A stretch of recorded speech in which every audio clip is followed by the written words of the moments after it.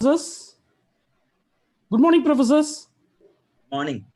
Good morning, professors. Good morning to all professors from various engineering institutions. And our respected today's guest speaker, Professor Gopalakrishnan Pasumarthy. Good morning, sir. Good morning. Okay, it's a great pleasure for me to introduce our chief guest of today's session, who is going to discuss about one of the most important topic. It is one of the very essential topic for every engineering colleges in today's scenario. The topic is on achieving academic excellence, a case study of NIRF, National Institutional Ranking Framework. It is one of the important topic which every institution which is needed at this current situations. So our speaker is going to give a very brief case study about National Institutional Ranking Framework for achieving academic excellence. Now, I like to introduce our speakers. I'm going to give a hints about his profile.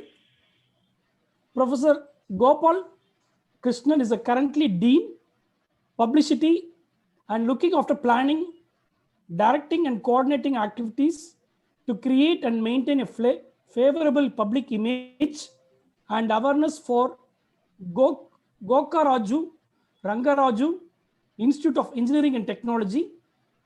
Professor has been in the role since April 2015.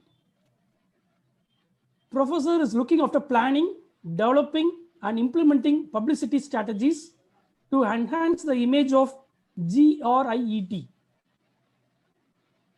Professor is instrumental in researching, writing and distributing press release to targeted media, preparation of data and submission to various private and government ranking agencies, and issuing advertisement for admissions, recruitments, and other promotional activities of the organization. Professor Gopal is instrumental in hiring the best talents possible for different roles in various departments by using job benchmarking with a valid pre-employment assessment by conducting structured interviews.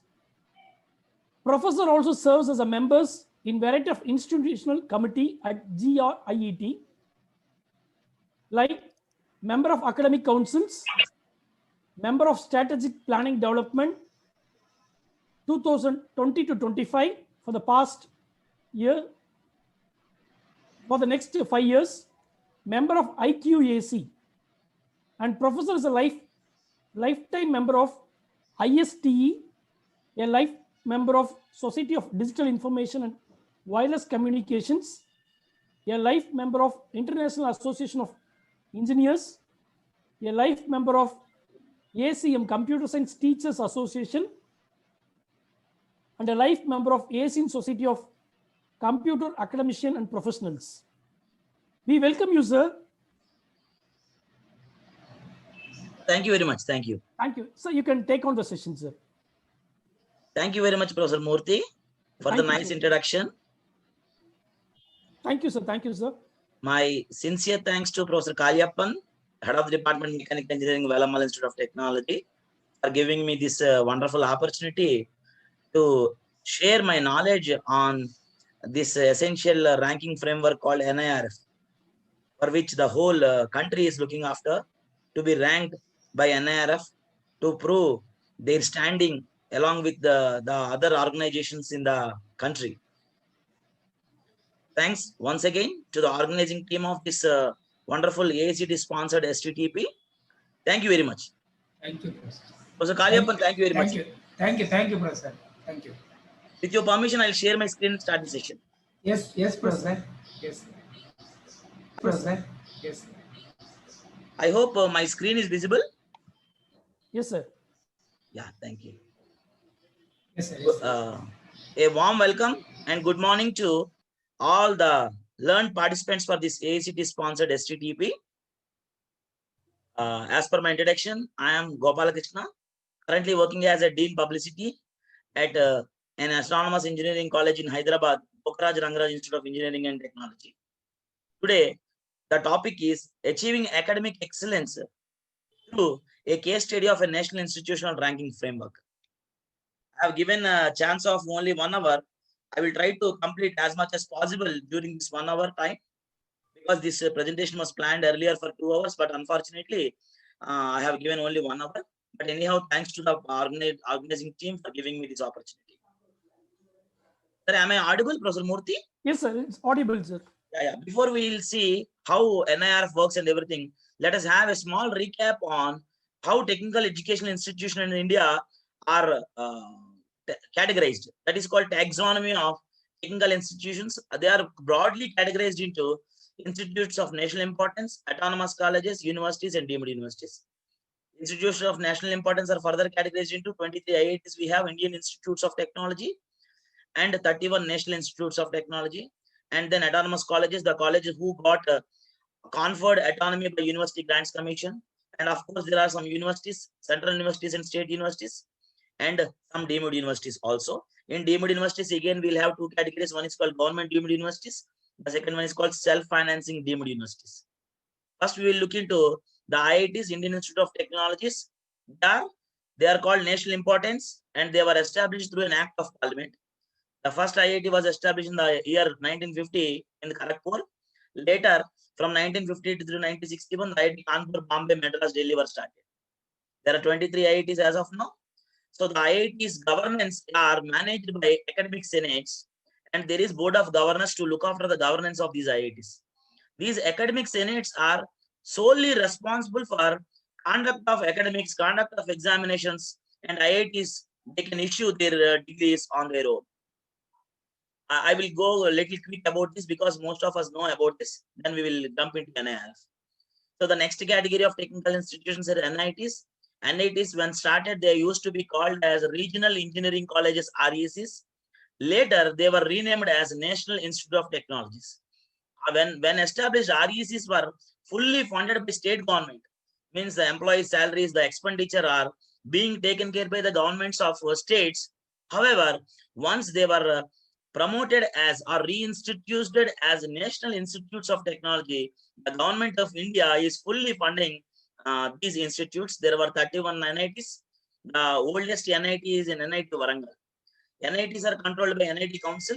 They are responsible. The council is responsible for the conduct of academics, conduct of examinations. Even NITs have a facility to issue their own degrees, and respective academic senates will look after happenings in NITs. The next, another category is called universities.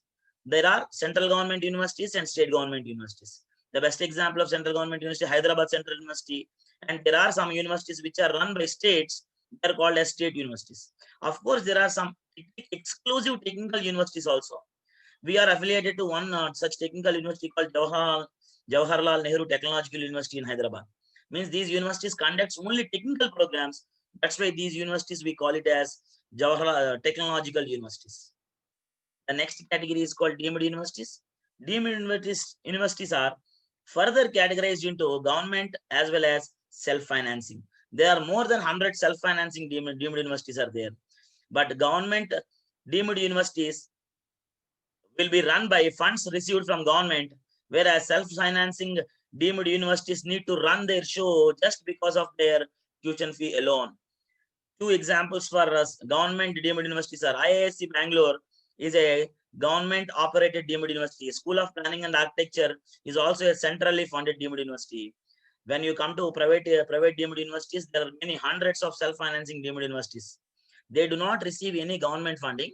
They need to base on their tuition fee from time to time to operate their operations. But these both government as well as privately, that is called private deemed universities, can conduct their own examinations. Their curriculum is their own.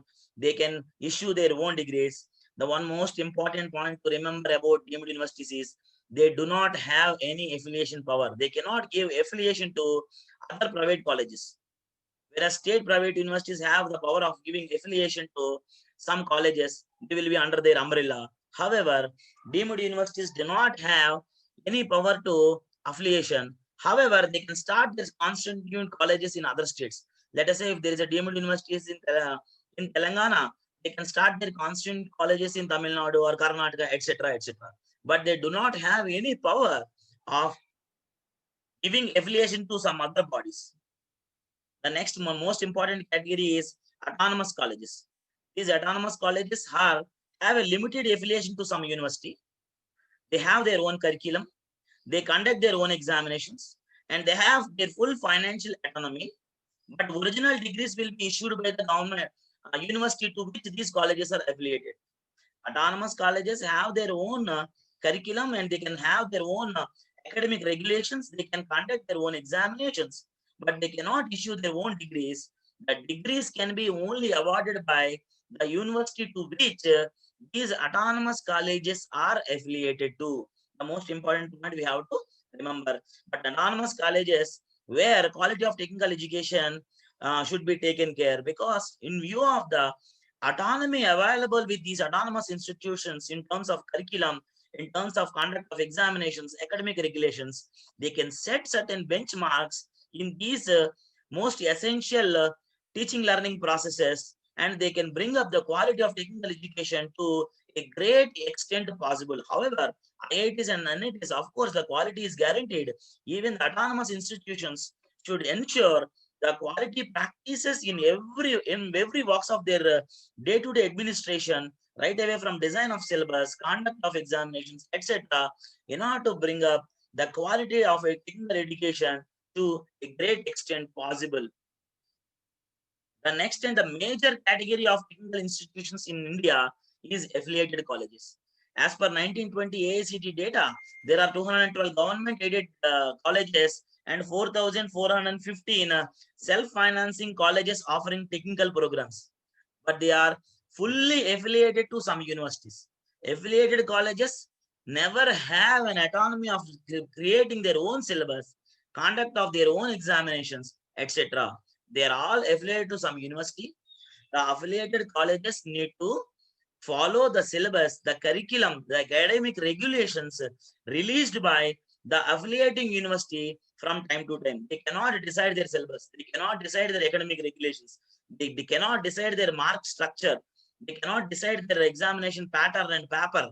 So affiliated colleges should follow the norms and regulations given by the affiliating universities from time to time. Of course, even though the percentage of technical education colleges in affiliated category is very, very high. You can see 4,415 colleges running, self-financing colleges running technical education programs in India.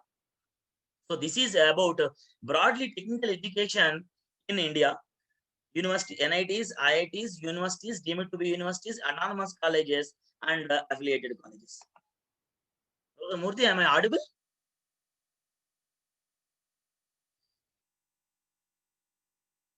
Can somebody audible, sir? Audible. Thank you, thank you.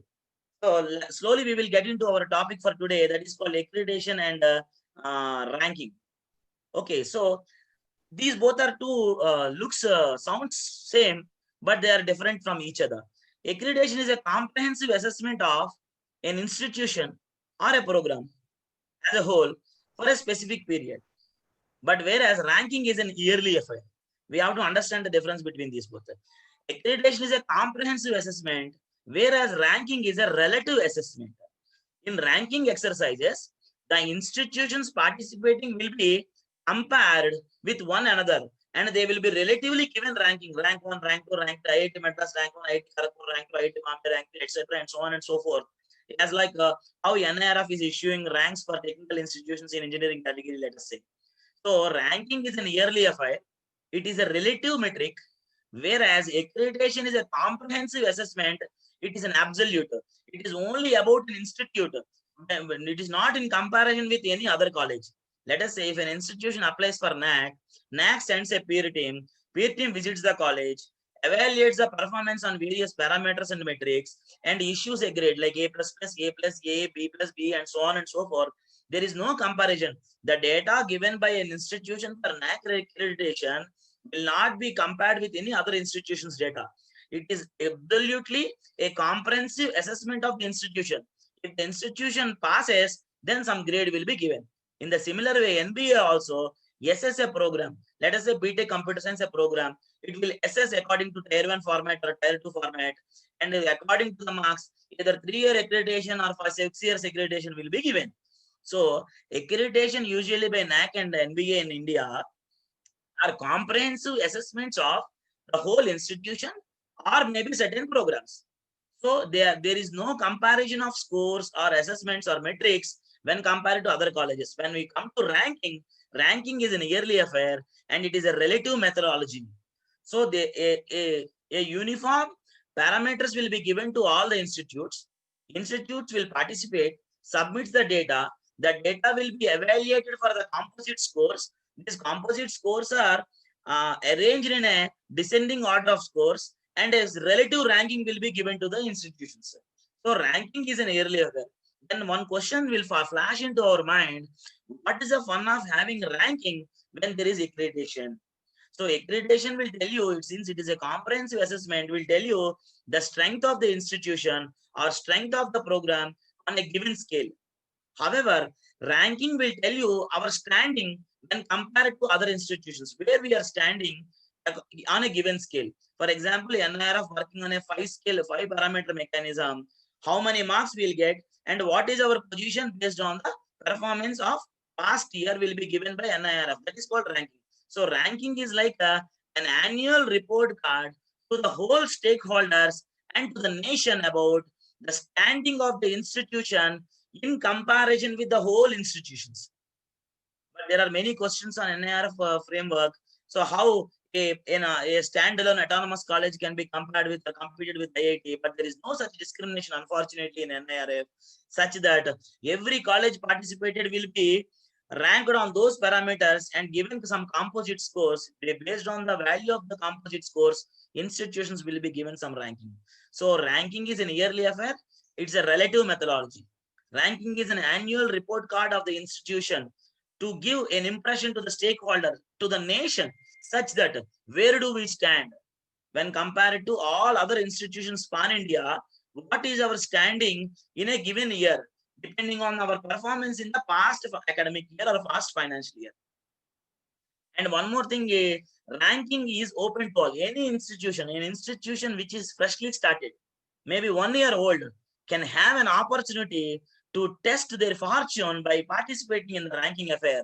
However, there are certain bottlenecks in participating in accreditation, because, for example, if any program need to be accredited, at least 2 batches must be passed, means the institution must be at least 6 years old. So accreditation have some guidelines, some passing mechanism, minimum criteria. However, there is no such criteria for ranking exercises. Rankings are open to every institutions. That's why in most of the countries, there are accreditation agencies as well as there are ranking agencies. Both are present. Both have their own charisma and continue to have their own charisma because of these differences in accreditation frameworks and ranking frameworks. Now let us see the most important point for today, that is called NIRF. The genesis of NIRF. NIRF stands for National Institutional Ranking Framework, approved by Ministry of Human Resource and Development and started in the year 2015, September 29th. The Ministry of HRD constituted a committee called Core Committee. A core committee was set up by MHRD to design certain parameters which are common to all the institutions, a uniform framework to assess the performance of the institutions across India. This core committee was given a responsibility of designing a framework, means what are the things to be considered in order to give marks to the institutions. Later, they can consolidate the scores to a composite score. According to the score obtained by the institutions, the ranking can be given. The core committee did very, very well because a lot of academicians, a lot of regulatory bodies, superior officers were there in the core committee to decide a uniform ranking framework which is universally adaptable to institutions to rank them. So that was in the year 2015. It was released, a ranking framework was released in the year 2015. So right away from 2016, NIRF started giving ranks. So the rankings given by NIRF is called India rankings. So 2016, 17, 18, 19, 20. There were 5 versions of rankings released as of today. So every year they used to give rankings. When starting years, they used to give only 100 ranks, from 100 to 150, one band, 151 to 200, so on. So, but in the year 2020, they have given even absolute rankings till 200 also. According to the category, the number of ranks given by NIRF keeps changing. So NIRF is a ranking framework developed by a core committee. The core committee was constituted by Ministry of HRD to come up with a uniform framework to assess the performance of the institutions on a yearly basis. That is the genesis of NIRF.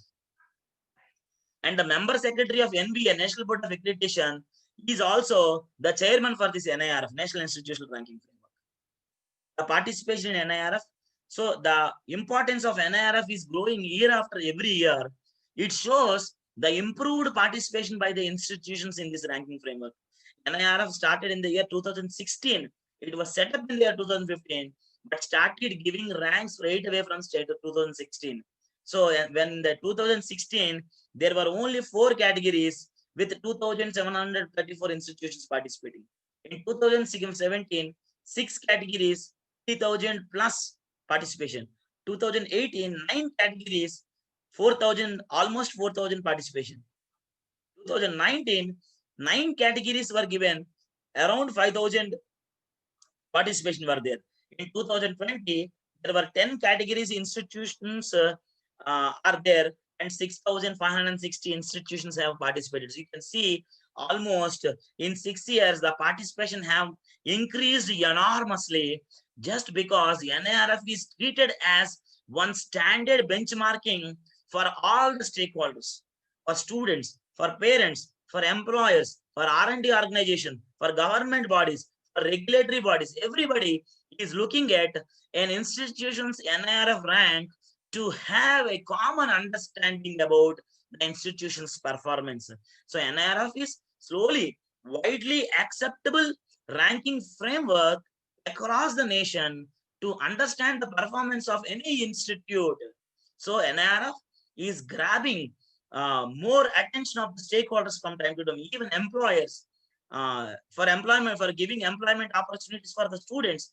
Before coming to placements, they are looking at the NIRF rank of an institution to have a clear picture for benchmarking purposes.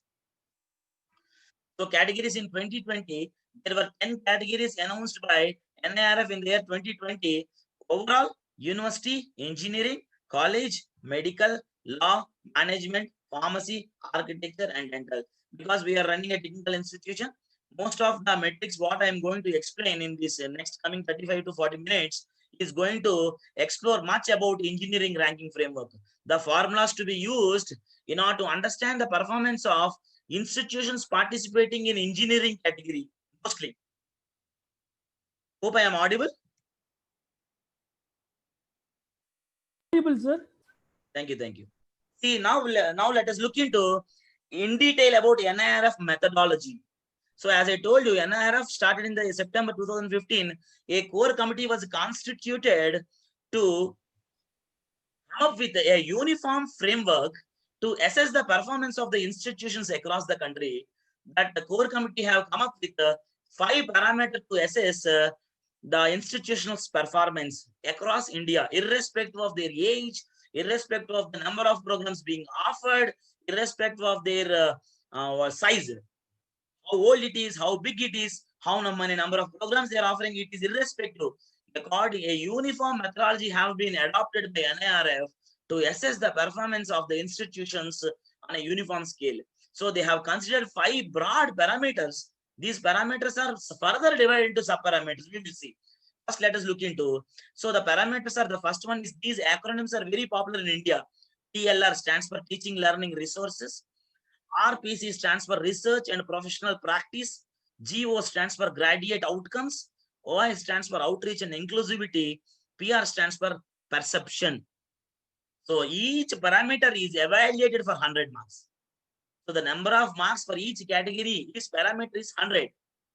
However, there is a weightage for each category. So the marks for TLR is 100, its weightage is 30% in the composite score.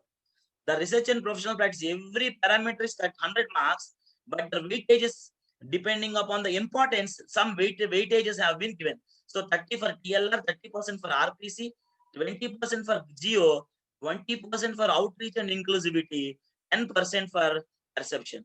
So 30 for TLR RPC, 20 for Geo, 10 for outreach and inclusivity, and 10% weightage is for perception. Now we will see how a composite score is calculated. So institutions submits the data. Depending upon the data submitted by the institution, the value for 100 marks, for example, TLR for 100 marks, we got, let us say, 50 marks. Let us take an example. An institution got 50 marks in each parameter out of 100. So the 50 obtained in TLR will be multiplied by 0.3. That is called 15. Here also 50 multiplied by, again 30% means 50 into 30 by 100. Again into 0.3, again 15 marks. This is multiplied by 0.2. This is multiplied by 0.1. This is multiplied by 0.1. So the marks obtained in every parameter multiplied by the weighted score and sum up, we will come to a composite score.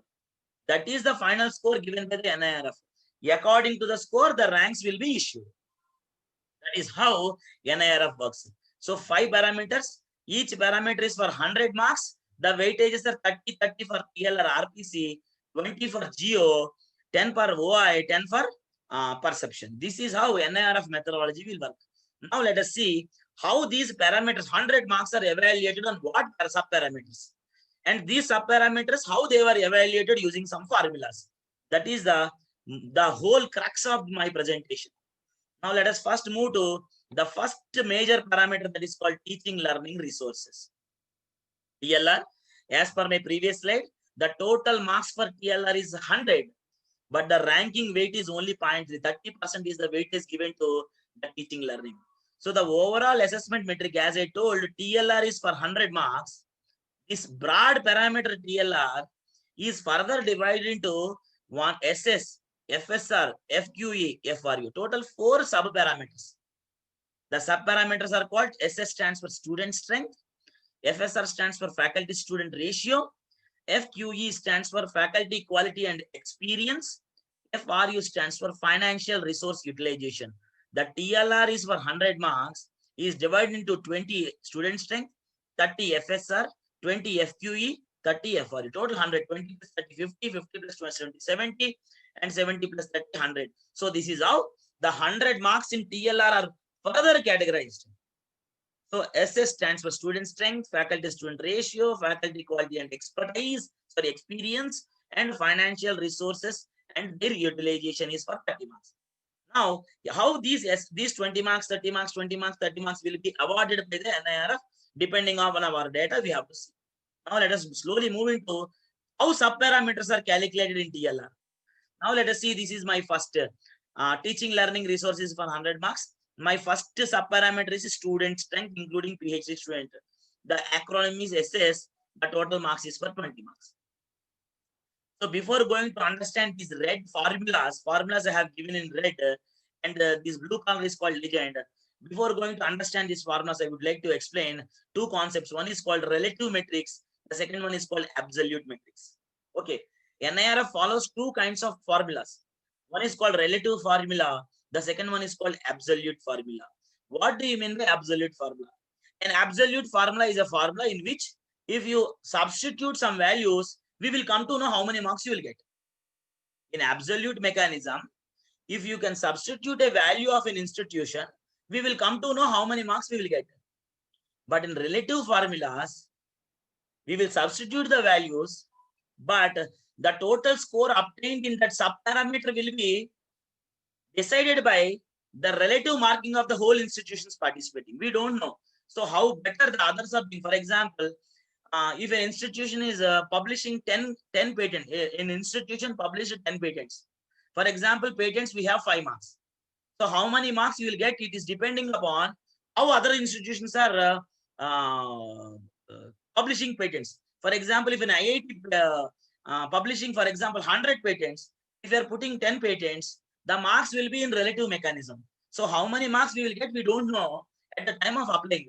However, In absolute metric, how many marks we will get, we will come to know. That is called absolute metric. Right now onwards, we will come across both relative metrics, relative formulas and absolute formulas. Now let us look into the first formula, that is called S. See, wherever there is F of something, that is called relative formula. Student strength is a relative formula. See, the formula is F of NT-NE multiplied by 15 plus F of NP multiplied by 5. So I told you, student strength is for 20 marks, in which 15 marks are given for UG, PG student strength, 5 marks for PhD student strength. See, F of NT-NE multiplied by 15, a function in relative metric, it's a relative formula. A value will be derived by participation of all the institution, and that formula will be multiplied. See, what is NT, what is approved, and how many seats are available. NE means how many seats are filled. For example, in UG and PG, for example, there are 1,000 seats in UG and PG in a college, and if all 1,000 seats gets filled, we say enrollment ratio is 100%. So if your enrollment ratio is 100%, you will get 15 marks out of 15 marks. For example, there are 1,000 seats, but only 800 seats got filled. So our enrollment ratio is 80%. So how many marks we will get is in relative with the other institutions' enrollment ratio. Where is our standing? 80% enrollment ratio. How many institutes enrollment ratio is more than 80%? How many institutes enrollment ratio is less than 80% will be compared. So a function will be derived, and that functional value will be multiplied with 15. However, if your enrollment ratio is 100%, you will get 15 marks.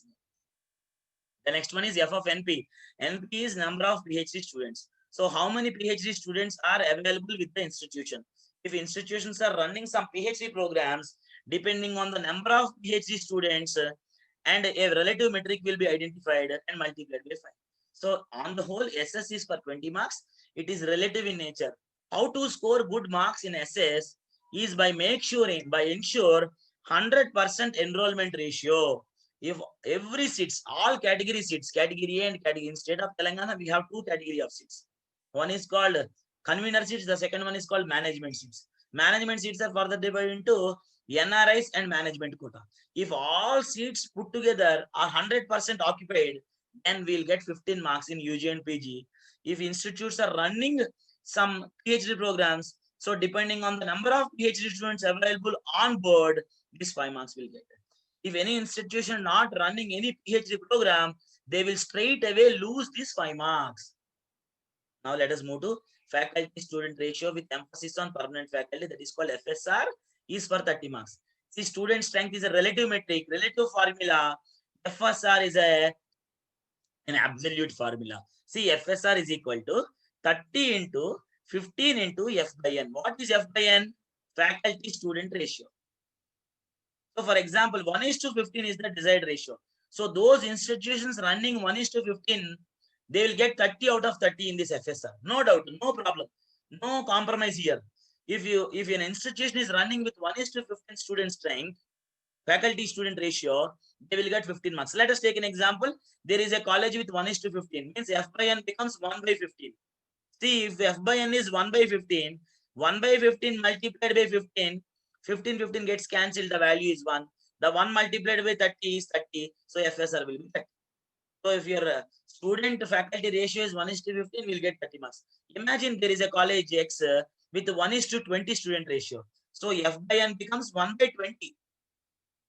The F by N becomes 1/20. If you take 1/20, it is like 3/4. 3/4 means 0.75. 0.75 multiplied by 30, we will get only 22 marks. So an institution running with 1:15 faculty student ratio will get 30 out of 30. If an institution is running with 1:20, they'll get only 21 to 22 marks here. No, not much.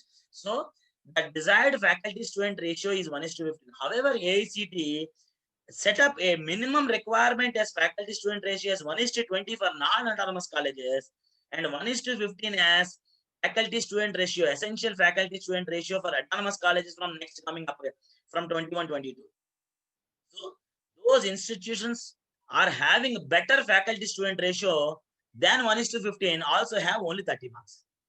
So here out of 30, how many marks you will get is clearly understood. At the time of applying, If an institution is putting faculty data in the NIRF application, the total students available divided by the total faculty. It is not a rocket science. Very simply we can understand. The next metric is combined quality metric for faculty with PhD and experience. That is called FQE. That is for 20 marks again. FQE is for 20 marks. Faculty quality and experience. FQE faculty quality and experience is further divided into FQ faculty quality, FE faculty experience. So faculty quality and experience is in total for 20, in which exclusively faculty quality for 10 marks, faculty experience for 10 marks. The 20 is divided further into 10 marks for quality, 10 marks for faculty experience. Now we will see how do we calculate the faculty quality metric for 10 marks. The FQ faculty quality is equal to 10 into 10 marks total multiplied by FRA by 95. If FRA is less than 95. If FRA is more than 95, the institution straight away gets 10 out of 10. So what is FRA? FRA is the percentage of faculty with PhD. For example, if a college, an institution having the number of faculty are more than 95% with PhDs, they will get 10 out of 10. For example, if the for self-financing private colleges, it is highly impossible to have 95% PhDs as faculty members. So in that case, how many marks we will get, we will see. For example, there for in a college X, there are only 30% PhDs. So FRA is less than 95, so this formula is applicable. So 30 divided by 95, something like 0.3. 0.3 multiplied by 10, we'll get only 3 marks. So if the number of faculty with PhDs are 95 or above, we'll get 10 out of 10. If not, the corresponding percentage is substituted here, divided by 95, multiplied by 10. For example, if there are only 10% faculty with PhDs, so that becomes 10 by 95, and the total value becomes only 3 marks. So the number of marks, the score will be, comes down according to the percentage of PhD faculty.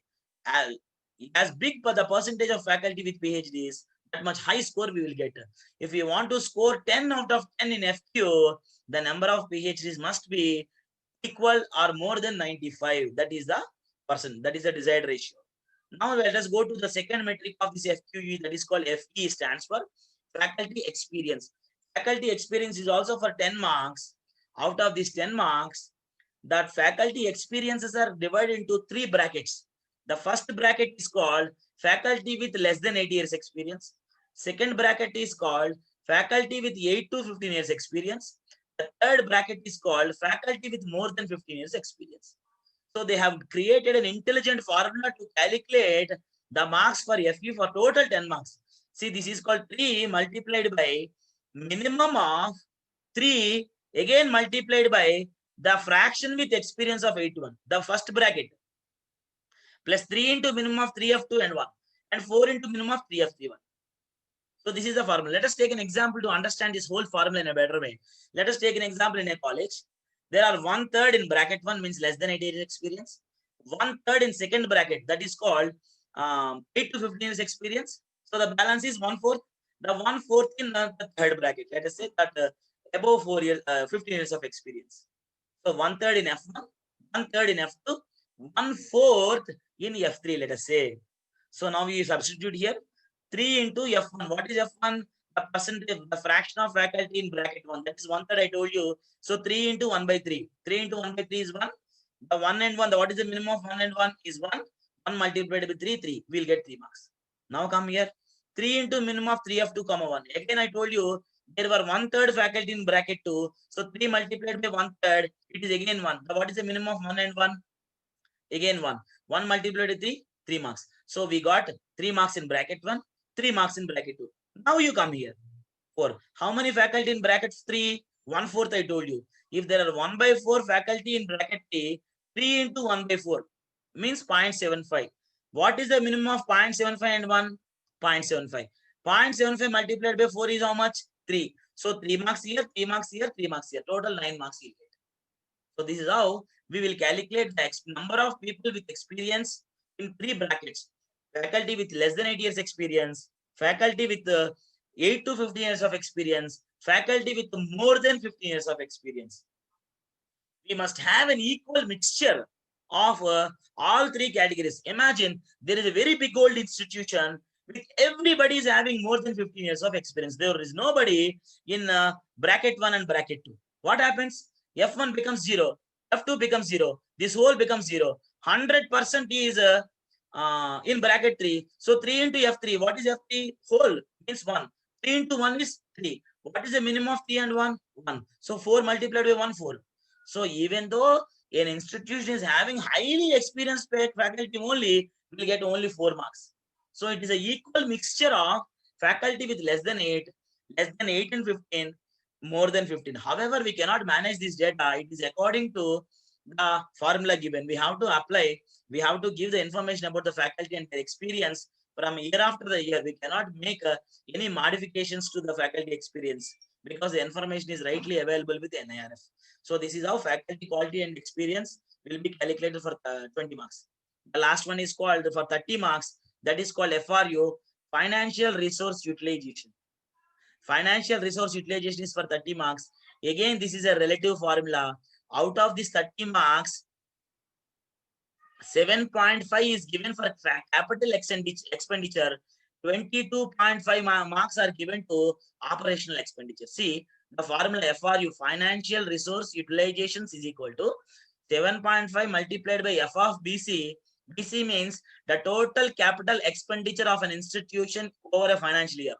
22.5 multiplied by F of BO. BO stands for the operational expenditure of the past financial year.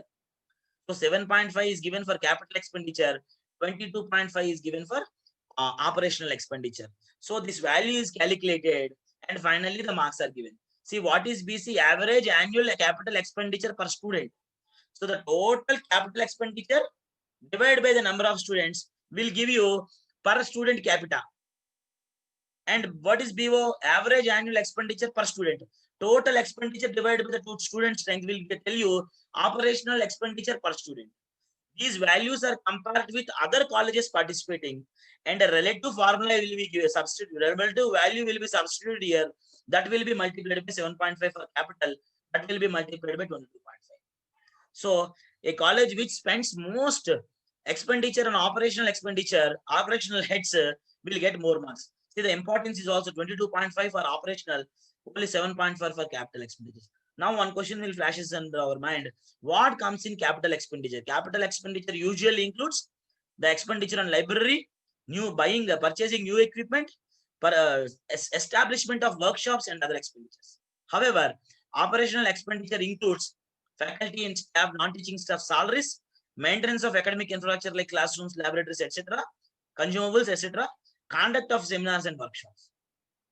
So the total expenditure divided by the total student strength will give you the expenditure per student.